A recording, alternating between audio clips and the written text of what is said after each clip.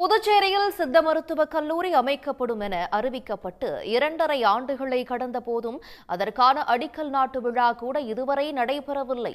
காரணம் என்ன? அது பற்றி விளக்குகிறது இந்த செய்தி தொகுப்பு. புதுச்சேரியில் ஒன்றிய அரசின் ஜிப்மர் மருத்துவமனை, அரசு மருத்துவக் கல்லூரி, 3 தனியார் மருத்துவக் கல்லூரிகள் அமைந்துள்ளன. ஆனால் சித்த மருத்துவக் கல்லூரி இல்லாததால் சித்த மருத்துவம் படிக்க புதுச்சேரி மாணவர்கள் தமிழ்நாடு செல்ல வேண்டிய நிலை உள்ளது. இதற்காக பல்வேறு தரப்பின் கோரிக்கையை ஏற்று கடந்த 2023ஆம் ஆண்டு பட்ஜெட்டின் போது புதுச்சேரியில் சித்த மருத்துவக் கல்லூரி தொடங்கப்படும் என முதலமைச்சர் ரங்கசாமி அறிவித்தார். தொடர்ந்து கோரிமேட்டில் இடம் தேர்வு செய்யப்பட்டு திட்ட வரைபடமும் தயாரிக்கப்பட்டது. ஆனால் அதன் பின்னர் அந்த பணிகள் கிடப்பில் போடப்பட்டன. சித்தா ஆயுர்வேதிக் நிறைய பேர் பார்த்தீங்கன்னா இங்கேருந்து கேரளாவில் போய் படிக்கிறாங்க.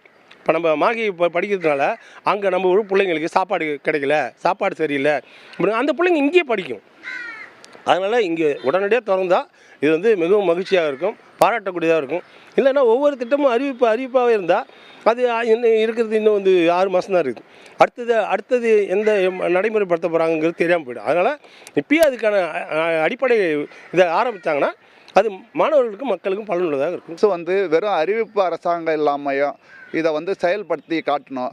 ஏன்னா 50 கோடி ஒதுக்கிட்டேன்னு சொன்னவங்க ஏன் இவ்வளோ நாள் நிறைவேற்றலை? அதுவும் எங்கேயும் கட்சி மீட்டிங்கில் எங்கேயும் அவர் சொல்ல, சட்டசபையில் 33 எம்எல்ஏ அவர் உள்பட இருந்து சபாநாயகர் முன்னிலையில் சொன்னார். அப்போ இது என்ன அரசு? அறிவிப்பு அரசா? மாணவர்கள் வாழ்க்கையில் விளையாடாதீங்கன்னு நாங்கள் பெற்றோர் சார்பாக கேட்டுக்கொள்கிறோம். ரெண்டாவது இதுக்கான இடம் தேர்வு பண்ணி ஒப்புதல் கொடுத்து எதனால் நிற்குதுன்றதும் தெளிவாக இந்த அரசு சொல்லணும். பெற்றோர், மாணவர்கள் நலன் கருதி இந்த கல்வி ஆண்டிலேயே புதுச்சேரியில் சித்த மருத்துவக் கல்லூரி அமைக்க வேண்டும் என பல்வேறு தரப்பினரும் வலியுறுத்தி வருகின்றனர். சன் நியூஸ் செய்திகளுக்காக ஒளிப்பதிவாளர் வெங்கட்டுடன் மகாராஜ பாண்டி.